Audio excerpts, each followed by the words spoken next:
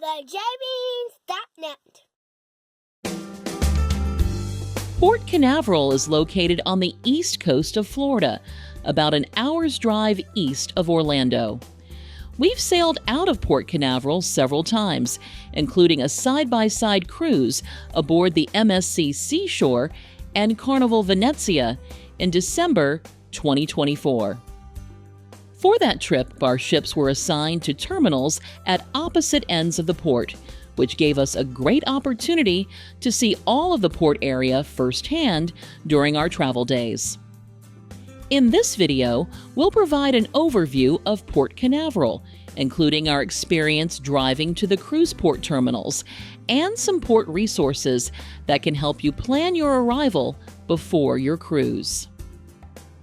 Just a quick note that if you enjoy this video, please give us a thumbs up or leave a comment. It really helps our channel. And consider subscribing so you get alerted when we add new videos. No matter how you approach Port Canaveral, there's a good chance your route will eventually connect with Florida State Road 528, which runs from Orlando to Interstate 95 and continues directly to the port area. If you're driving along I-95 toward Port Canaveral, you might see some toll signs for the state road as you're getting closer to the area. But the road is only a toll road west of I-95 between the interstate and Orlando. The stretch of 528 between I-95 and Port Canaveral is toll-free. From the interchange with I-95, it took about 15 minutes to reach the exits for the Port Canaveral cruise terminals. Along the way, we made a quick stop at the Walmart Supercenter in the city of Cocoa to pick up some last-minute items for our cruise. Across the street, there was also a Dollar Tree and a few fast food restaurants available. Returning to State Road 528, we continued toward the port. We didn't start seeing signs for the cruise terminals until we were within a few miles of the port. The first port-related sign we saw indicated that the exit for the A terminals, numbers 5 through 10, was located 3.5 miles ahead. A bit further down the road, a second sign indicated the exit for the B terminals, numbers 1 through 3, was also located 3.5 miles away. Despite both signs listing the same distance, the mileage was accurate because the exits were separated by roughly the same distance as the signs. We used the Port Canaveral website to look up our ship's terminal assignment prior to our drive. Because of that, we knew we were headed to Terminal 10 in the A terminals area. However, even if we didn't know that information ahead of time, digital signage a bit further along the state road also listed the current ships according to where they were docked. The first digital sign listed the ships located at the A terminals, and the second digital sign listed the ships located at the B terminals. Just in case anybody missed the signage, duplicate digital signs for both sets of terminals were located just a bit further down the road.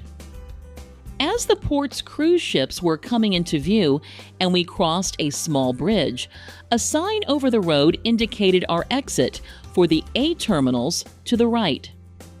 Another sign indicated the exit for the B terminals was located another 3/4 of a mile further up the road.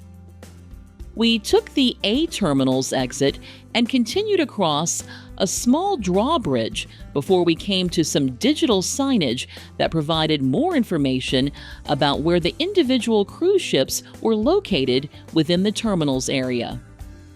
Lane markings also provided helpful indicators for which lane we should drive in to reach our terminal.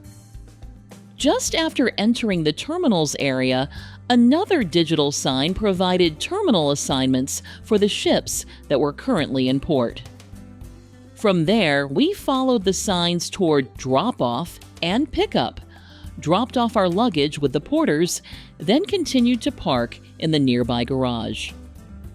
Current rates for parking at Port Canaveral can be found at the port's website, which we've linked in the description below.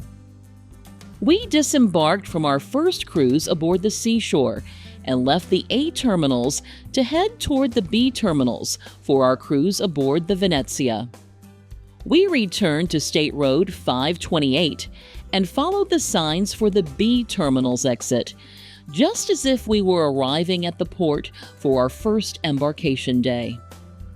While the exit for the A terminals directly connected to the road for those terminals, we had to make a left-hand turn at the traffic light to get to the road for the B terminals. Unlike the road for the A terminals, we didn't see any digital signage showing terminal assignments for the ships that were currently in port, so we were especially thankful we looked up our ship's terminal assignment prior to our trip using the Port Canaveral website. It's also worth noting that all of the signage for the B terminals was significantly more difficult to spot compared to the signage for the A terminals.